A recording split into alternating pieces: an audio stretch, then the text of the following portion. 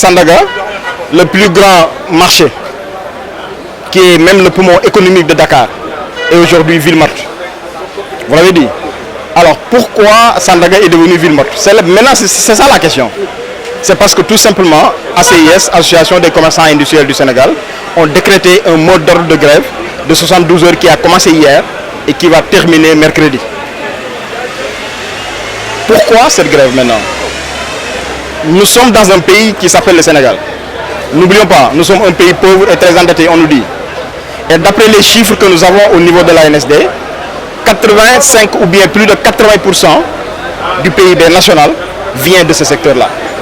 Donc si toutefois ce secteur-là est ciblé pour être tué, entre guillemets, ça pose problème au Sénégal. Pourquoi je le dis? Parce qu'il y a de cela des mois derrière, la direction de la douane avait sorti des notes de service pour faire appliquer au niveau du port et au niveau des aéroports ce qu'on appelle la dématérialisation, ce qu'on appelle l'augmentation au niveau des tarifs douaniers. Tout ceci, nous nous sommes dit en tant que secteur informel, ce sont des choses qui certainement peut-être doivent exister selon nos autorités, mais avant de les appliquer sur le terrain, sincèrement, ils devaient nous appeler, ils devaient nous intégrer dans tout ça. Nous avons essayé de communiquer avec eux, avec elles, les autorités. Nous avons essayé de donner des propositions, mais ils nous ont dit carrément que nos propositions ne seront pas prises en charge. Et c'est la raison pour laquelle d'ailleurs, à partir de là, nous nous sommes dit maintenant, comme à chaque fois nous proposons, comme à chaque fois nous communiquons, et jusque-là, il n'y a pas encore gain de cause, nous allons partir en grève pour dire à tout le monde, à l'autorité nationale, à l'opinion nationale et à l'opinion internationale, que nous, secteur informel, nous ne sommes pas d'accord dans ces choses-là. C'est pourquoi nous sommes partis en grève de 72 heures. Vous partez en grève, mais si toutefois il n'y a pas de gain de cause, vous avez décrété 72 heures, est-ce qu'on peut s'attendre à d'autres mouvements? Je le dis souvent à Wolof, quand quelqu'un t'insulte, tu vas quelque part pour clamer. On ne t'entend pas. Tu vas continuer à clamer.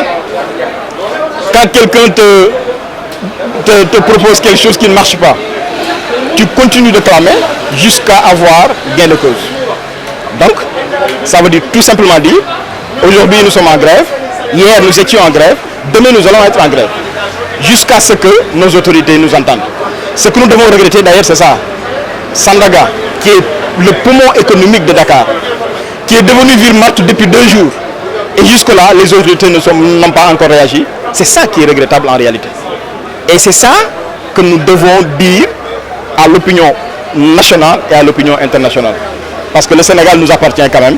Et demain, le Sénégal sera ce que nous, secteur informel, certainement nous en ferons parce que tout simplement, nous représentons encore une fois 80 ou bien plus de 80% du PIB sénégalais. Est-ce que vous pouvez rappeler donc aux internautes qui vous suivent donc, ce que l'État a proposé? Alors, l'État n'a pas encore proposé quelque chose. L'État, il a voulu mettre en application ces projets. Nous nous sommes dit, avant de mettre en application ces projets-là, il faut véritablement intégrer les gens avec qui vous devez le faire. Parce que souvent on nous le dit, quand quelque chose est fait pour toi, sans toi, cette quelque chose-là est fait contre toi. Raison pour laquelle nous, ce que nous voulons tout simplement, c'est d'appeler nos autorités à beaucoup plus de responsabilités. On s'assoit autour d'une table, on négocie, on discute, on prend en charge nos préoccupations, on donne nos propositions, parce que nous sommes encore une fois responsables et citoyens, et à partir de là, je pense qu'on pourrait trouver un terrain d'entente, et le Sénégal va gagner, car encore une fois, comme vous l'avez dit tout à l'heure, Sandaga est devenu ville morte, et ça, pour l'économie du Sénégal, ça va quand même peser.